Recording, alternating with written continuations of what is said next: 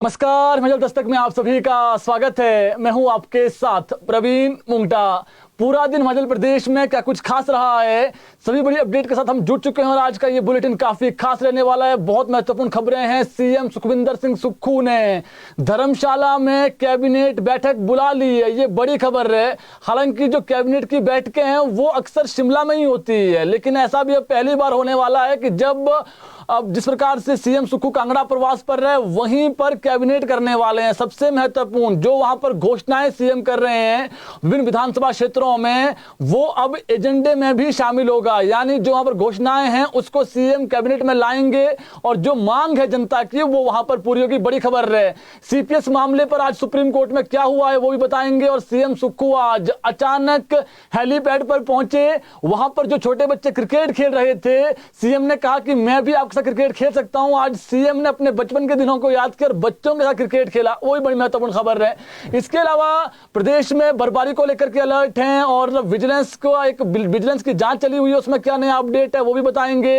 और winter carnival का आगाज हो गया है और सीएम सुखविंदर सिंह सुक्खू की जिस प्रकार से हेलीकॉप्टर नहीं उड़ पाया मनाली के लिए, तो दोपहर को नहीं पहुंच पाए, लेकिन अब बाय रोड सीएम निकल गए हैं मनाली के लिए। सभी खबरें आपको विस्तार में बताएंगे। शुरुआत करते हैं बड़ी खबर के साथ। आज सीएम सुक्खू ने अपने कांगड़ा प्रवास के दौरान बच्चों के साथ क्रिकेट भी खेला। सीएम सुक्खू ने मनाली विंटर कार्निवल के लिए रवाना होते हुए आज जोगिंदरनगर के डोहग हेलीपैड पहुंचकर वहां पर बच्चों संग क्रिकेट खेला।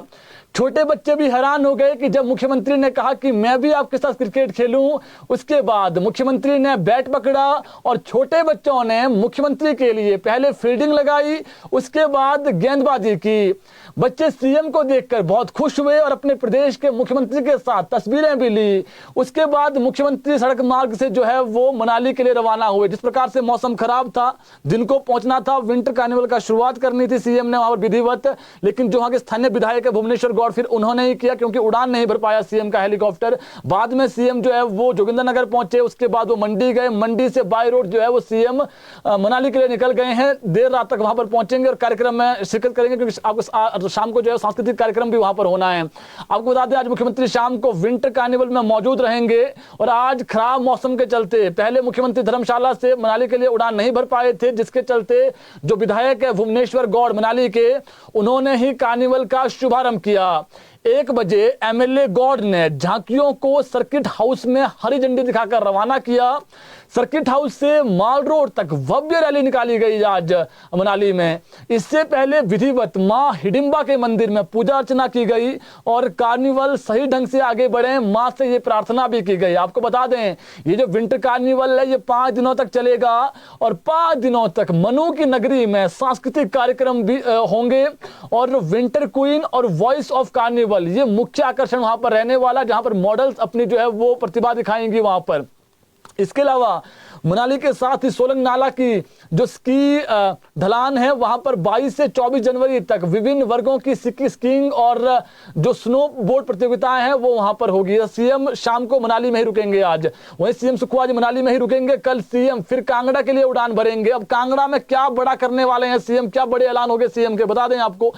इस दौरान सीएम सुक्खू कांगड़ा विधानसभा क्षेत्र के दौरे पर जो है वो कल रहने वाले हैं, उड़ान भरेंगे। मुख्यमंत्री यहां पर 88 करोड़ 67 लाख 63 हजार रुपए की लागत से बनने वाली 4 प्रमुख परियोजनाओं का शिलान्यास करेंगे।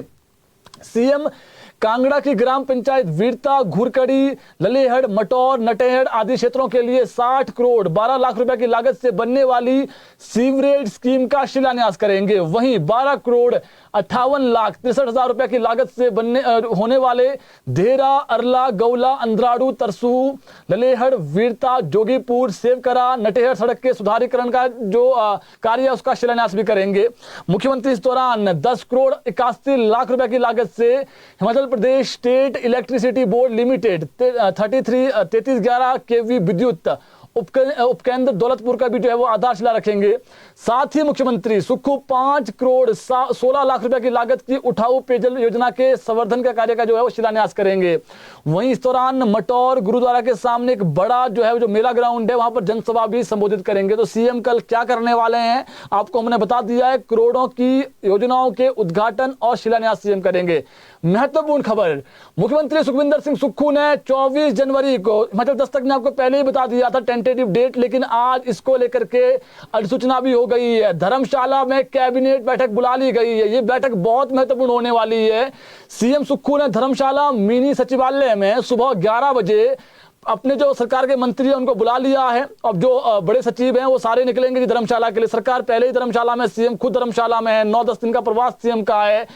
लेकिन ये जो बैठक है ये इसलिए भी महत्वपूर्ण है क्योंकि जिस दिन ये बैठक होनी है 24 तारीख को, उसके दूसरे दिन स्टेटहुड डे है। और इस बार स्टेटहुड डे में सीएम बड़ी घोषणाएं करने वाले हैं। आपको बता दें, एक तो हो गया स्टेटहुड डे वाला, लेकिन इसमें जो अभी तक हमारे पास सूचना है, क्योंकि अभी और दिन भी है तो लगातार जो है वो जो एजेंडे है वो जाएंगे। लेकिन आपको बता दें, होम स्टे पॉलिसी जाने वाली है, इसमें संशोधन होने वाला है और जो रेट रिवाइज हैं वो होने की उम्मीद है। यह अंतिम संशोधन होगा, उसके बाद जो अधिसूचना है वो लागू हो गया। बताइए होम स्टे पॉलिसी में क्या होने वाला है। होम स्टे पॉलिसी में ये होगा कि जो अभी कहीं ना कहीं जो है वो 2,500 में कमरा मिलता है, अधिक रेट नहीं होते हैं किसी भी होम स्टे के। अब 6,000 12,000 का कमरा आप जो है वो वहाँ पर दे सकते हैं जो होम स्टे वाले हैं। और होम स्टे प्रॉपर जो है वो आपकी आइडेंटिफिकेशन होगी, रजिस्ट्रेशन करना पड़ेगा, जो नहीं करेगा उन पर जो है वो फिर जुर्माना लगेगा। तो ये महत्वपूर्ण है, पूरी जो है वो ये कह सकते हैं आप, इसमें बाकायदा जो है वो अधिसूचना निकलनी है। इसमें जो रूल्स है वो संशोधन होने हैं, क्या क्या होगा, कितने रुपए आपको देने पड़ेंगे, रजिस्ट्रेशन फीस वो आएगी बाद में, लेकिन ये कैबिनेट बैठक में जाने की संभावनाएं हैं। इसके अलावा कैबिनेट बैठक में क्या होगा, जो विभागीय अधिकारी है उनको मीटिंग में शामिल होने को कह दिया गया है और अब वो धर्मशाला को निकलेंगे। आपको बता दें, इस बार स्टेटहुड डे जो है वो कांगड़ा के बैजनाथ में होना है और मुख्यमंत्री से आस है। हिमाचल प्रदेश सचिवालय सेवाएं कर्मचारी महासंघ और जो एनजीओ फेडरेशन है उनके जो अध्यक्ष हैं उनको ये उम्मीद है कि प्रदेश में जिस तरीके से डीए और जो एरियर हैं वो अभी भी कर्मचारियों को नहीं मिला है, बहुत पेंडिंग बचता है, 11% डीए पेंडिंग बचता है। इसके अलावा एरियर तो जो है वो 9-10 हज़ार करोड़ के आसपास है, वो बचता है। तो जैसे पूर्व की जयराम सरकार ने 2022 में जब सत्ता में वो आए थे तो कर्मचारियों को जो है वो नया वेतनमान तो दे दिया, लाभ तो दे दिया, लेकिन 1 जनवरी 2016 से जो है वो कर्मचारियों का एरियर का जो भुगतान है वो नहीं हुआ है, जो लाखों में है। प्रदेश के कर्मचारियों को लगभग 9,000 करोड़ से अधिक का जो है वो एरियर बचता है सरकार के पास। ऐसे में कर्मचारियों को आस है कि अगर जिस प्रकार की स्थिति अभी प्रदेश में, अगर एरियर नहीं देना है तो कम से कम 4% जो डीए की एक किस्त है वो दी जाए। तो सबसे महत्वपूर्ण यही है कि धर्मशाला में जो 3 दिन तक ये कह सकते हैं आप, अभी सीएम धर्मशाला में ही है, उसके बाद विभिन्न विधानसभा क्षेत्रों में जाएंगे। धर्मशाला में जो है वो सीएम सुक्खू को जो है वो ये आस है कर्मचारियों को कि उस दिन सीएम जो है वो 1 डे की जो घोषणा है वो करेंगे। इसके अलावा बात करें एक और खबर को लेकर के, जयराम ठाकुर ने आज फिर से जुबानी हमला बोला है। जिस प्रकार से कैंसर पेशेंट की शिमला में मौत हुई थी आईजीएमसी में, खबर बताई थी हमने आपको, अब आज जयराम ठाकुर ने कहा है कि जो झूठ बोल रहे हैं अधिकारी उन पर कानूनी कार्रवाई होनी चाहिए। मुख्यमंत्री इस पर संज्ञान लें और पहले प्रशासन ने इंजेक्शन नहीं दिया, अब बाद में परिजनों पर आरोप लगा रहे हैं, ये अमानवीयता है, ये जयराम ठाकुर ने कहा है। ऐसा व्यवस्था परिवर्तन कहीं नहीं चाहिए जनता को जिसमें 3 दिन के बाद इंजेक्शन जो है वो दिया जाए। तो ये खबर बहुत महत्वपूर्ण भी है, आम जनता से जुड़ी हुई खबर है और ऐसे जो लोग हैं, ऐसे जो अधिकारी है उन पर कार्रवाई होनी चाहिए, ये जयराम ठाकुर ने आज मांग उठाई है। नेता प्रतिपक्ष उन्होंने कहा कि जो लड़की थी जानवी, जब उन्होंने कहा कि 50,000 रुपये का इंजेक्शन आप जो है वो बहुत कह सकते हैं आप महंगा इंजेक्शन था, और बाद में जब उसको कहा 2 दिन बाद आप आइए, 2 दिन बाद आप आइए, जब 2 दिन बाद आते 20 दिन बीत गए फिर भी इंजेक्शन नहीं मिला, जब बाद में 20 दिन बाद इंजेक्शन नहीं मिला फिर उनको कहा इतना ही इमरजेंसी है तो आप खुद पैसे ले आइए।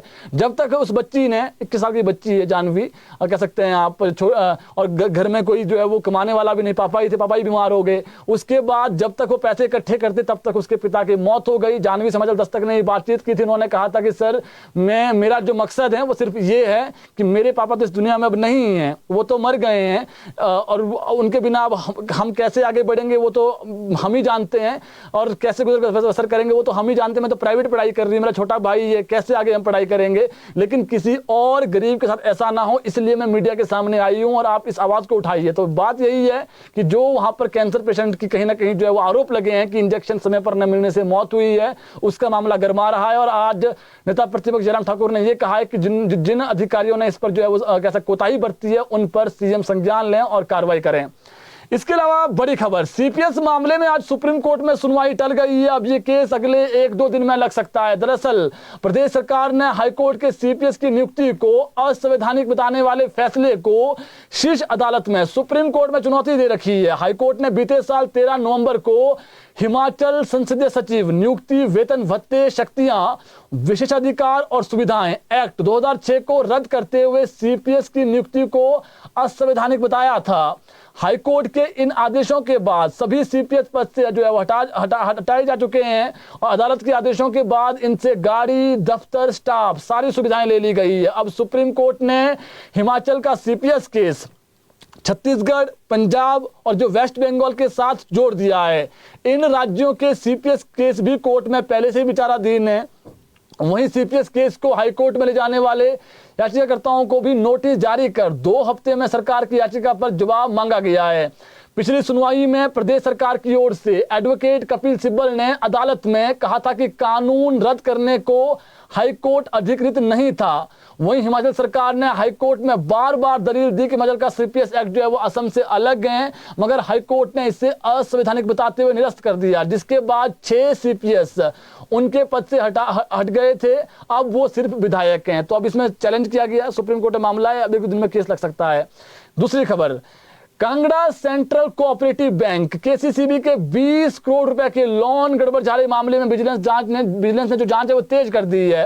होटल निर्माण के नाम पर मिले इस लोन को लेकर विजिलेंस ने आज होटल मालिक युद्धचंद बैंस से दोबारा लंबी पूछताछ की है। यह 3 दिनों के भीतर दूसरा मौका है जब विजिलेंस ने बैंस को पूछताछ के लिए तलब किया है। इससे पहले शनिवार को भी उनसे विस्तार से जो है वो पूछताछ की गई थी। युद्धचंद बैंस अदालत के आदेश पर 24 जनवरी तक अंतरिम जमानत पर हैं और जांच में सहयोग करने की शर्त पर शिमला में विजिलेंस की पूछताछ में शामिल हुए।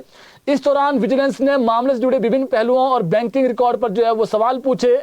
माना जा रहा है कि विजिलेंस जल्द ही बैंस को दोबारा तलब कर सकती है। यह मामला हिमालय को विलेज और होटल लेक पैलेस के मालिक से जुड़ा हुआ है, जिन्होंने होटल निर्माण के लिए कांगड़ा सेंट्रल कोऑपरेटिव बैंक से 60 करोड़ रुपए का लोन का आवेदन किया था। इसमें से 20 करोड़ रुपए की जो राशि मंजूर जारी कर दी गई, लेकिन जांच में यह खुलासा हुआ है कि लोन प्रक्रिया में बैंक अधिकारियों और कर्मचारियों ने न केवल बैंकिंग नीतियों का उल्लंघन किया, बल्कि भारतीय रिजर्व बैंक और नाबार्ड के दिशा निर्देशानुसार को भी जो है वो नजरअंदाज किया गया, ये आरोप है। लोन राशि के दुरुपयोग और बैंक अधिकारियों की मिलीभगत के आरोपों के बाद विजिलेंस ने इस मामले में होटल मालिकों के साथ साथ केसीसीबी के अधिकारियों और कर्मचारियों के खिलाफ मामला दर्ज किया है। विजिलेंस ने इस मामले में बैंक रिकॉर्ड खंगालने के साथ साथ ऑडिट रिपोर्ट को भी कब्जे में ले लिया है। विजिलेंस अधिकारियों का कहना है कि लोन देने के दौरान बैंक ने जो प्रक्रिया अपनाई उसमें कई अनियमितताएं पाई गई है। जांच में यह भी पाया गया है कि लोन की मंजूरी और राशि जारी करने में अधिकारियों ने अपने अधिकारों का दुरुपयोग किया है, यह आरोप लगाया है। जांच एजेंसी अब यह जानने का प्रयास कर रही है कि क्या लोन राशि का उपयोग होटल निर्माण के उद्देश्य से हुआ था या जो है वो अन्यत्र स्थानांतरित कर दिया गया है वो पैसा। साथ ही बैंक के अधिकारियों और कर्मचारियों की भूमिका पर भी जो है वो गहराई से जांच की जा रही है। तो ये बड़ी खबर है, विजिलेंस पूरी मामले की जांच कर रही है। अब एक अच्छी खबर बताते हैं आपको, आम जनता से जुड़ी हुई खबर है। प्रदेश में 5 साल आयु से कम उपभोक्ताओं और बच्चों को खाद्य आपूर्ति विभाग की ओर से ई-केवाईसी करवाने के लिए छूट दी गई है। हिमाचल में ई-केवाईसी करवाने का काम अब जोरों शोरों पर चल रहा है। वहीं प्रदेश के अब उपभोक्ता है उनको 5 साल से कम बच्चों को ई-केवाईसी कराने में समस्या का सामना करना पड़ रहा था। ई-केवाईसी करने के लिए आधार कार्ड का अपडेट होना जरूरी है। 5 साल तक बच्चों के आधार कार्ड अपडेट न होने के चलते प्रदेश में कुछ उपभोक्ताओं की ई-केवाईसी नहीं हो पा रही थी।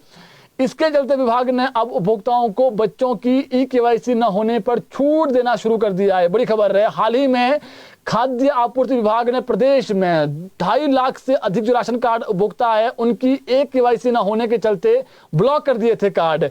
इसके बाद अब केवाईसी करवाने वाले उपभोक्ताओं को राशन कार्डों को अनब्लॉक करने की जो प्रक्रिया है वो चलाई जा रही है और उपभोक्ताओं का राहत देने के लिए जो है वो आसानी से केवाईसी करवाने के लिए विभाग की ओर से अब ऐप भी लॉन्च किया गया है। तो महत्वपूर्ण है जी, एक ऐप लॉन्च किया है, उस ऐप के माध्यम से जो है वो आप जो है वो केवाईसी करवा सकते हैं। तो जिनका जो कार्ड ब्लॉक हो गए थे, जो नहीं ले पा रहे थे राशन कार्ड, वो अब करवा सकते हैं। तो केवाईसी का ये ऐप है, फेस से ऐप है, इसको आप जो है वो गूगल जो ऐप है, प्ले स्टोर ऐप है, वहां से डाउनलोड कर सकते हैं और उसके माध्यम से आप जो है वो फिर जो केवाईसी है वो ऑनलाइन माध्यम से करवा सकते हैं।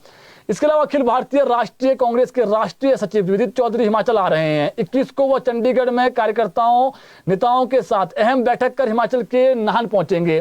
दिल्ली से उनके हिमाचल आने का जो टूर प्रोग्राम है वो जारी हो गया है। 22 जनवरी को विदित चौधरी नाहन में जो है वो नाहन के शिलाई पहुंचे, नाहन में और शिलाई में जाएंगे, नाहन भी जाएंगे।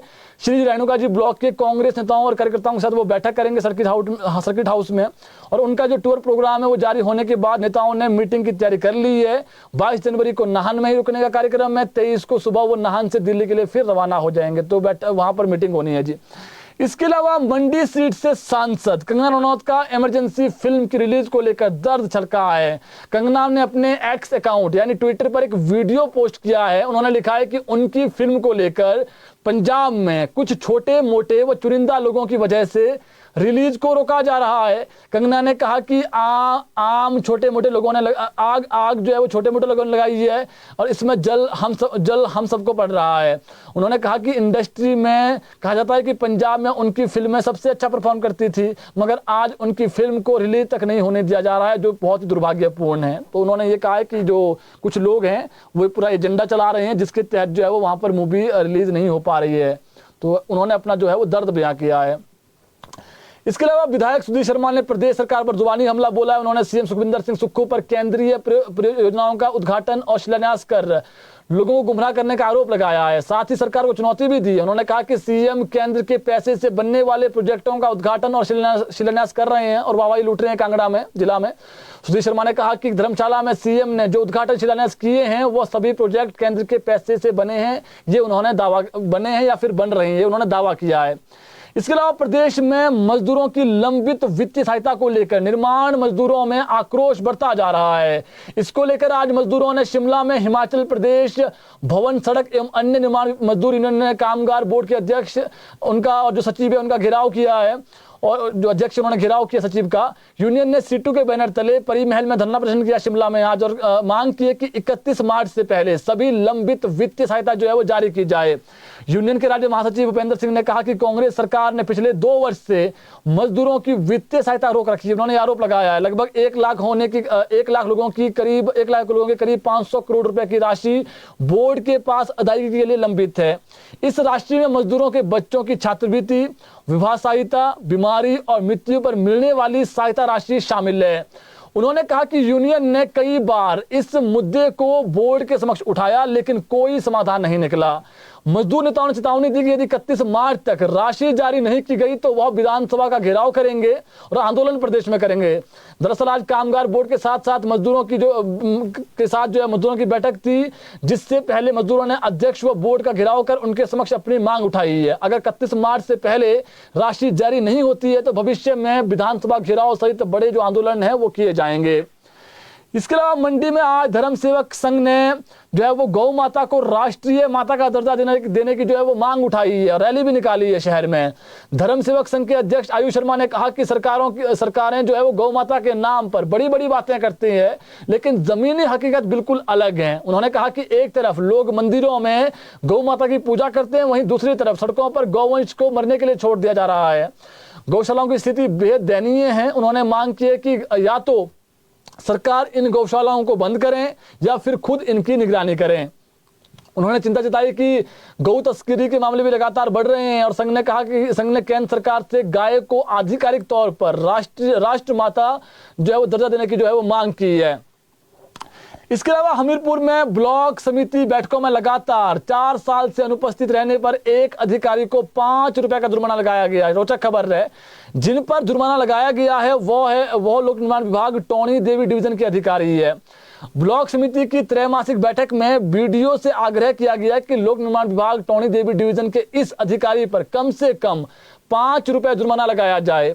बीडीसी अध्यक्ष हरीश शर्मा ने कहा कि बैठक में सर्वसम्मति से यह पारित किया गया कि पिछले 4 साल से टोनी देवी डिवीजन से लोक निर्माण विभाग का एक अधिकारी जो है वो हमेशा नजरत रहते हैं, इसलिए उन्हें जो है 5 रुपए जुर्माना लगाया जाए।